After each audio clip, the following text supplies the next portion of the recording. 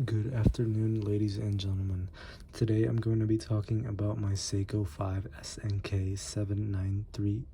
So, in comparison to some of the other Seiko 5s which are out there, this one is a little bit less talked about. I believe one of the main reasons for that is simply because of less production. Um, it has a really pretty dark blue sunburst style, as you can see how it plays with the light there, and in comparison to some of the other Seiko 5s, which I will show on screen shortly, the hour indices are different. They have a more blocky squared appearance in comparison to a longer drawn out rectangle, and they're fully polished metal. As you can see how they play with the light, I'm practically blinding you guys now, and I like it personally. It makes it a lot more dressy in comparison to the ones which have the loom and it's just a white indice. It also looks good, but I think this is better. The one gripe that I do have with this dial is, if you see right there in the center, the sunburst is only on the inside of the dial. Although it is dark blue where the hour indices are, the sunburst does not really go the length of the dial. It does a little bit, but it's not the same. You could see the harsh line, the cutoff that exists. I don't know why they did it that way, but they did it that way. I do think it is better in the case finishing because it has a more uniform appearance. So not only do you have brushed sides and a brushed bracelet, you have polishing on the bezel and then a little bit of polishing in the center and a few strips on the bracelets in comparison to one of the other Seiko 5s, which I do think has a better dial, the most popular one.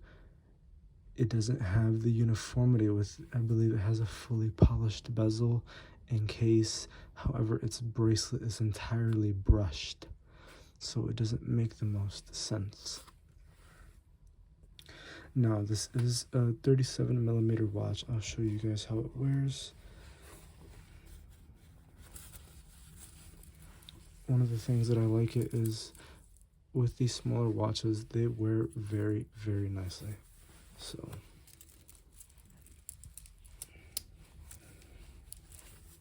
this dress shirt might be just a tad tight on me now, but it still has the ability to slip under the cuff. So I go like this, you're going about your day, wherever you work, the office, and it isn't always hidden. So if you have a problem with very bulky watches just being this massive amalgamation here, which kind of takes up your whole wrist, your whole sleeve, and looks like the shirt is getting caught like you're trying to show off, this won't give you that problem. It's now a discontinued watch. I've seen them online all over the place in price. I've seen one in the hundreds. I've seen a couple for $200, even one for $300. For $300, you can definitely get something better, but I think for $100 to $200, if you get one which isn't too scratched up and you really enjoy this and you want a Seiko 5, it's a good deal. I do think they've appraised a little bit in value. Many people are saying that Seiko is just not producing things like this anymore and that they're just going downhill and things are overpriced. Orient is the new Seiko. That's an Orient right there. Yeah, it's 37mm in the case diameter. The bracelet is about 18 and the thickness is, I believe, 10. Water resistance is 30 meters. I have washed things with it and I have washed it itself and it was fine, so we have no complaints there. It's a push and pull crown, so no screw down. One complaint also is it is tiny.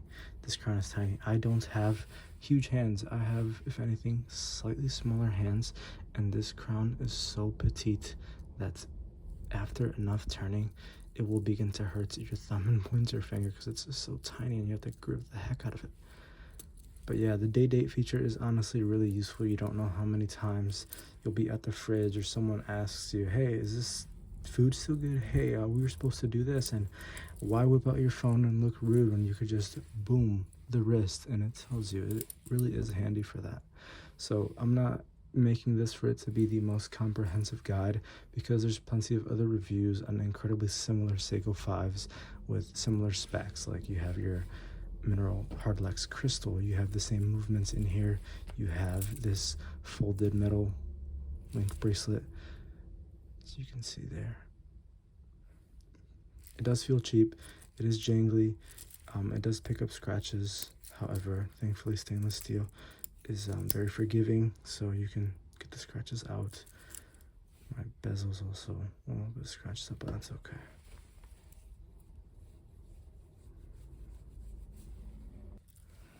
Now it is an automatic.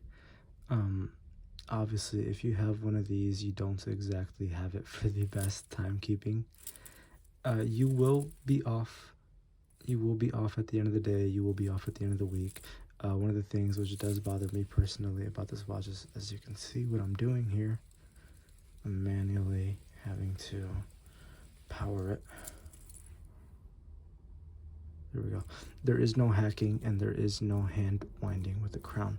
So once you pull it out, doing this is not going to get it powered, guys. You're going to have to wear it on the wrist or do this very strange looking motion where you do a little swing like this. So yeah, when you adjust the time, no hacking means when you adjust the time here by pulling out the crown, the seconds hand will not stop. So you will never be on the dot with your timing unless you're like really fast about it and just taking a few minutes to do this. I mean, it's okay. We don't wear it to keep the perfect time. We do it to get compliments. We do it because it looks beautiful and to enhance our style and because we like the way this thing looks on us.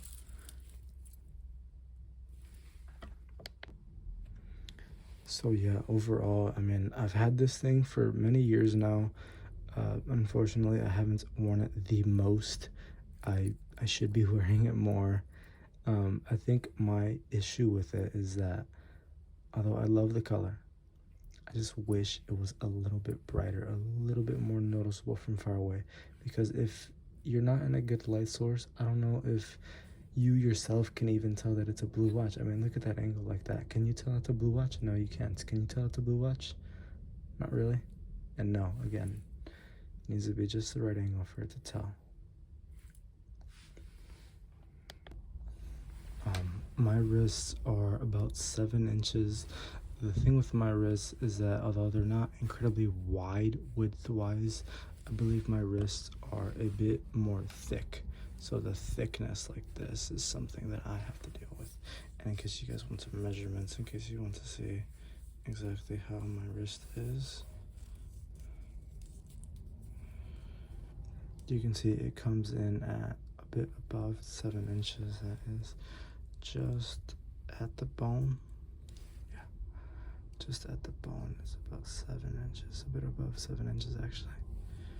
If I move it further up, some people like to wear their watch a little bit higher up to avoid the hand smacking it. I'm almost at 7 inches and 3/4 for my wrist thickness.